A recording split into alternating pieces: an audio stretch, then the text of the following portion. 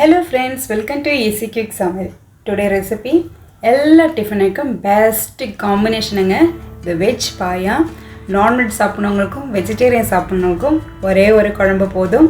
அந்தளவுக்கு டேஸ்ட்டு சூப்பராக இருக்கும். ஒரு ஹெல்த்தியான ரெசிபி, ஈஸியாகவும் பண்ணிக்கலாம். நம்ம இதுக்கு தேவையான பொருட்கள் நம்ம பார்த்துக்கலாம். ஒரு உருளைக்கிழங்கு தோலெல்லாம் சீவி கட் பண்ணி வச்சுருக்கேன். ஒரு முருங்கைக்காய் அதுவும் கட் பண்ணி வச்சுருக்கேன். ஒரு கப் அளவுக்கு பச்சை பட்டாணி, ஒரு பெரிய வெங்காயத்தை நீளமாக கட் பண்ணி வச்சுருக்கேன். அதே அளவுக்கு பெரிய தக்காளி தான் எடுத்திருக்கேன், அதுவும் நீளமாக கட் பண்ணி வச்சுருக்கேன். இதுக்கு ஸ்பெஷலாக ஒரு பேஸ்ட் பண்ண போகிறோம். அதுக்கு ஒரு கப் அளவுக்கு தேங்காயும், ஒரு 5 பச்சை மிளகாவும், ஒரு கைப்பிடி அளவுக்கு புதினா, அதே அளவுக்கு கொத்தமல்லி நம்ம சேர்த்துக்க போகிறோம். ஒரு டேபிள் ஸ்பூன் அளவுக்கு நம்ம முந்திரி பருப்பு சேர்த்துக்கலாம். அதே டேபிள் ஸ்பூன் அளவுக்கு உடச்ச கடலையும் நம்ம சேர்த்துக்க போகிறோம். இப்போ சேர்த்தாச்சு.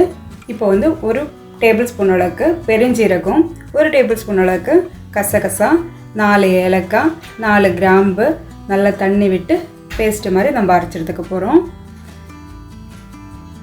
ஸ்டவ் ஆன் பண்ணி ஒரு குக்கர் வச்சுக்கலாம். ஒரு 3 ஸ்பூன் அளவுக்கு ஆயில் விட்டுக்கலாம். நம்ம இப்போ ஒரு துண்டு பட்டை, ஜாதிக்காய் கொஞ்சம், கடல் பாசி கொஞ்சம், ஒரு பிரியாணி இலை, அதுவும் நல்லா எண்ணெயில் நல்லா சூடாகட்டும். இப்போ வெங்காயத்தை சேர்த்துக்கலாம்.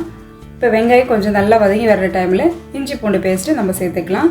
1 ஸ்பூன் அளவுக்கு தான் இஞ்சி பூண்டு பேஸ்ட் எடுத்துருக்கேன். இதுவும் நல்லா வெங்காயத்தை கூட நல்லா மிக்ஸ் பண்ணி விடுங்க. இதுவும் நல்லா குக்கான டைமில் நம்ம ஒரு தக்காளி சேர்த்துக்க போகிறோம். இப்போ தக்காளியும் கட் பண்ணது சேர்த்து ஒரு 2 நிமிஷம் நல்லா வதக்கி விடுங்க. இப்போ எல்லா வெஜிடபிளும் நம்ம சேர்த்துக்கலாம்.